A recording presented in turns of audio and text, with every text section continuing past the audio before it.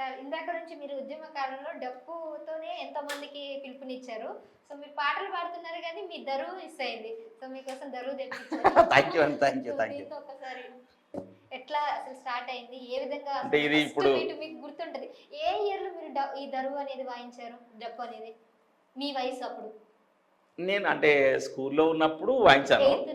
8th 9th లోనే వాయించాను. యాక్చువల్గా మాకు ఒక టీం ఉంటుండే.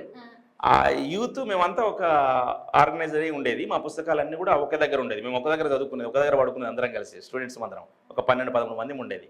అక్కడ మాకు మా డప్పు కూడా దాంట్లో ఉంటుండే, పాటలు పాడేది. అంబేద్కర్ జయంతి వచ్చినప్పుడు మొత్తం ర్యాలీ తీసేది ఊరంతా. అట్లా ఒక చైతన్యంతో కూడినటువంటి టీం అప్పుడు ఉండే.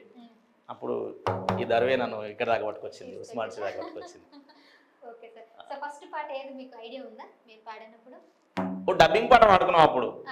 జై బోలో జై బోలో అమరవీరులకు జై బోలో అనే ఒక పాట ఉంటుంది కదా, దాన్ని మేము ఆగస్టు 15 రోజు స్వాతంత్ర్యం సాధించినటువంటి సాధించిన భగత్ సింగ్, ఆ ఉద్యమంలో స్వాతంత్రోద్యమంలో పాల్గొన్న సుభాష్ చంద్రబోస్, భగత్ సింగ్, వీళ్ళందరి మీద రాసుకొని డబ్బింగ్ అట్లా కట్టుకుని పాట. ఫస్ట్ పాట మన అమర వీరులకు జై బోలో, స్వతంత్ర వీరులకు జై బోలో, మన భగత్ సింగ్ కు జై బోలో, జై బోలో జై బోలో, పోరాట యోధులకు జై బోలో అని ఒక డబ్బింగ్ పాట రాసుకున్నప్పుడు.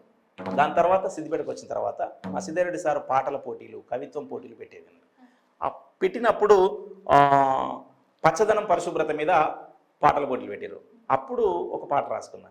పచ్చని కొమ్మల్లో చక్కని కోయిల కన్నీరిడిసెనే, పచ్చని కొమ్మల్లో చక్కని కోయిల కన్నీరిడిసెనే, తన కన్నీటికి కారణాలు తెలుసుకొమ్మనే, తన కన్నీటికి కారణాలు తెలుసుకొమ్మనే, అడుగడుగున పదం వినబడ జానపదం, అడుగడుగున పదం వినబడ జానపదం, పల్లెలోన పచ్చదనం లేని బాధలతో పల్లె గొంతు మూగబోయనే, కల్లోలము ముంచుకొచ్చనే. ఇట్లా అప్పుడు ఆ పచ్చదనం పరిశుభ్రత మీద అట్లా స్టార్ట్ అయింది. తర్వాత 50 సంవత్సరాల స్వాతంత్ర దినోత్సవం సందర్భంగా పాటల పోటీ పెడితే అప్పుడు నేను ఒక పాట రాసిన. అప్పుడు నాకు ఆ పాటకు గోల్డ్ మెడల్ వచ్చింది. ఈ స్వర్ణ భారతి 50 years సెలబ్రేషన్స్ టైంలో అప్పుడు మెదక్ జిల్లా కలెక్టర్ ఉండే, ఆ కలెక్టర్ చేతుల మిశ్రా, ఆయన చేతుల మీదుగా మాకు గోల్డ్ మెడల్ తీసుకోవడం జరిగింది. స్వర్ణ భారతి స్వాతంత్ర భారతి అమ్మ భారతి మా తల్లి భారతి, నీకు 50 ఏళ్ళు నిండెనమ్మ తల్లి భారతి, నీకు నిండు వందనాలివిగు అమ్మ భారతి, ఆంగ్లేయుల పాలనలో అణిగి ఉన్న తల్లివమ్మ, నీ అంతలా కౌగిళ్ళలో బానిసైన భారతమ్మ, ఝాన్సీ రాణి రూపమై జయబేరిని మ్రోగించి తిరుగుబాటు చేయాలని సిపాయిలను సిగొలిపిన అమ్మ భారతి మా తల్లి భారతి, తల్లి భారతి మాయమ్మ భారతి, నీకు 50 ఏళ్ళు నిండెనమ్మ అమ్మ భారతి, నీకు నిండు వందనాలివిగో తల్లి భారతి. ఈ పాటకు 50 years సందర్భంగా గోల్డ్ మెడల్ వచ్చింది. దాంట్లో ఇది పుట్టిందే ఈ దరువుతోటి, దీనికి గురువులే ఉంటారు. ఇది స్వతంత్రంగానే వచ్చింది. ఇప్పుడు ఈ కళ అనేది బయట ఎక్కడ కూడా నేర్పించడం లేదు కదా, ఎవరికి వాళ్ళు నేర్చుకోవడం జరుగుతుంది. అంటే ఇన్స్టిట్యూషన్స్ అంటే ఇప్పుడు యూనివర్సిటీలో సపరేట్గా ఒక శిక్షణ బ్రాంచే పెట్టారు. తెలుగు యూనివర్సిటీ ఉంది ఇప్పుడు. అది సాంస్కృతిక సంబంధించినటువంటి కళారూపాలు ఏవైతే ఉన్నాయో కోర్సులే, సపరేట్ కోర్సులే ఉన్నాయి. డప్పుకు సంబంధించిన కోర్సు కూడా ఒకటి ఉంది. మొన్ననే మా తమ్ముడు డప్పు భాస్కర్ ఢిల్లీలో అంటే ఈ డప్పు మీదే పరిశోధన చేస్తున్నాడు. అందే భాస్కర్ అవార్డు వచ్చింది. అట్లా డప్పుకు సంబంధించి కూడా కోర్సులు ఉన్నాయి. అది ప్రొఫెషనల్ గా ఉండే కోర్సులు. ప్రస్తుతం చేస్తున్నాం. ఇది అంటే డప్పుకు సంబంధించి బయట కొన్ని శిక్షణకి మామూలుగా ఇప్పుడు ఏవైతే మిగతా సంగీత వాయిద్యాలు ఉన్నాయో ఆ వాయిద్యాలకు ఉన్నట్టుగా బయట ప్రైవేటు కోచింగ్ సెంటర్లు ఏం లేవు. కానీ ప్రతి ఒక్కరూ ఇది చాలా ఈజీ కదా, దీనికి ప్రత్యేకమైన శిక్షణ పొందాల్సిన అవసరం లేదు. విధంగానే లేదంటే ఆ ఆ మ్యూజిక్ అవన్నీ రావాలంటే కొద్దిగా దాని మీద కాన్సంట్రేషన్ తో నేర్చుకోవాల్సి వస్తుంది కదా. వాస్తవంగా ఈ డప్పు గురించి నేను ఒక పాట రాసుకున్నా దరువు సాంస్కృతిక వేదిక ప్రారంభమైనప్పుడే. ఇలలో నా కలలు నడువ నలిగినట్టి బాటని, ఇలలో నా కలలు నడువ నలిగినట్టి బాటని, నేడు రవతల విలపించే, నేడు రవతల విలపించే డప్పు తల్లి కన్న ధ్వనిని, నేను దరువుని నడిపించే దరువుని, నేను రాని సరిగమలే రాని దరువుని, నేను లేని పదనిసలే లేని దరువుని. సరిగమ పదనిస అని చెప్పేసి సంగీత ప్రపంచం ఏదైతే ఇప్పుడు ఉన్నదో గొప్పగా విద్వాంసులు అని చెప్పుకుంటున్నారో ఆ విద్వాంసులకు పురుడు పోసిన ఆదినాదం నా డప్పు దరువే. ఫస్ట్ మొదట సంగీతం ఈ డప్పు దాని నుంచి కదా వచ్చింది. అసలు మ్యూజిక్ అనేది ఈ సౌండ్ తోనే స్టార్ట్ అయిందని అంటారు. అంతే, ఇదే ఆదినాదం, ఈ డప్పు దరువే ఆదినాదం. అందుకనే నేను లేకపోతే సరిగమలు లేవు, నేను లేకపోతే పదనిసలు లేవు అని చెప్పేసి ఈ డప్పు దరువు చెప్తారట్టుగా. దాన్ని ఉద్దేశించి రాసుకున్న పాట అన్నట్టుగా.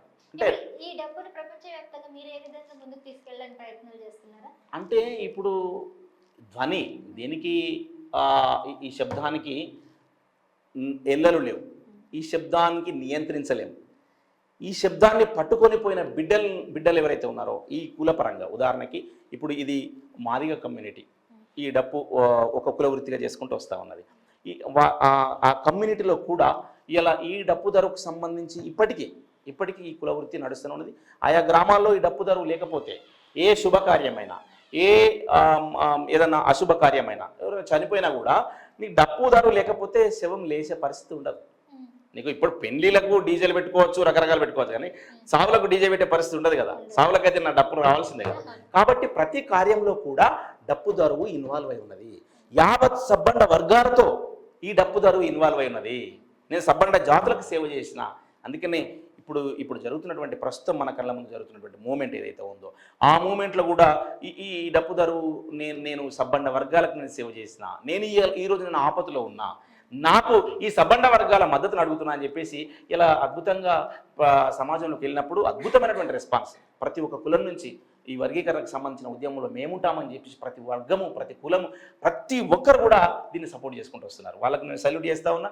వాళ్ళంతా ప్రజాస్వామికవాదులు, వాళ్ళంతా రాజ్యాంగబద్ధంగా డాక్టర్ బాబాసాహెబ్ అంబేద్కర్ అందించిన రాజ్యాంగ ఫలాలు కింది స్థాయి వరకు కూడా కడజాతి బిడ్డలకు సమన్యాయం జరగాలని చెప్పేసి ఆశించే బిడ్డలే ఈ వర్గీకరణ ఉద్యమానికి మద్దతు తెలియజేసేవాళ్ళు. అట్లా డప్పుదారుకు సంబంధించి నిజంగా చెప్పాలంటే గొప్ప చరిత్ర, ఇది మామూలు ఇయ్యాలు ఒడవది. దీని గురించి చెప్పాలంటే ఇప్పుడు ఈ డప్పు మీరు నాకు ఒక మాట అన్నారు, కేవలం మాదిగ సామాజిక వర్గానికి సంబంధించింది ఈ కళాకారులు అంటున్నారు కాబట్టి వేరే సామాజిక వర్గం వాళ్ళు దీనికి అర్హులు కాదంటారా?